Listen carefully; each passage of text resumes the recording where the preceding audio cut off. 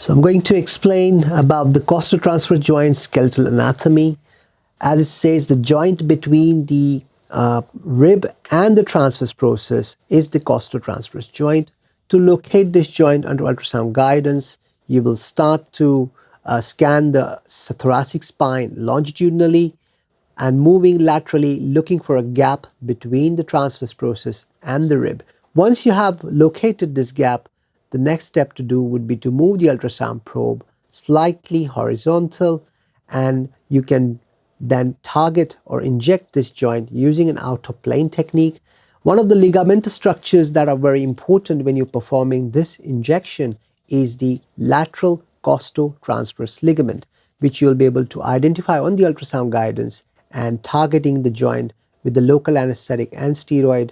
Volume would be maximum 1 ml of local anesthetic and steroid mixture using a 25 gauge hypodermic needle. You can also perform the injection in plane, but given the angulation, it can be more trickier getting into the joint using an in-plane technique. So my technique of preference would be the out-of-plane technique, going in to the joint and injecting local anesthetic and steroid.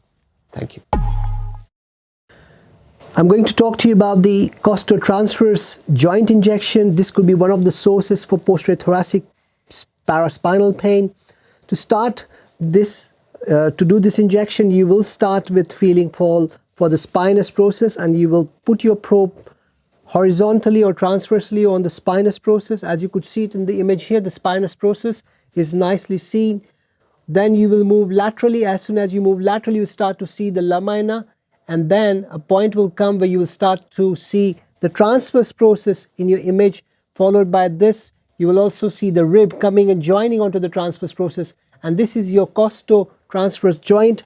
The tip here, try to move the medial end of the probe slightly more caffalad, and this will allow you to look at the ligament, which is the costotransverse ligament, and this is the lateral costotransverse ligament, which is shown here in this image.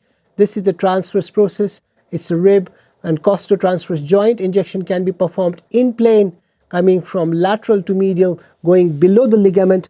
This ligament can also be the pain generator, so it's always sensible to inject in the ligament and also in the joint, and this will be the position of the needle coming in for the costotransverse joint injection. The joint volume is very small, so about 0.5 cc to 1 cc of local anesthetic and steroid mixture should suffice for this injection.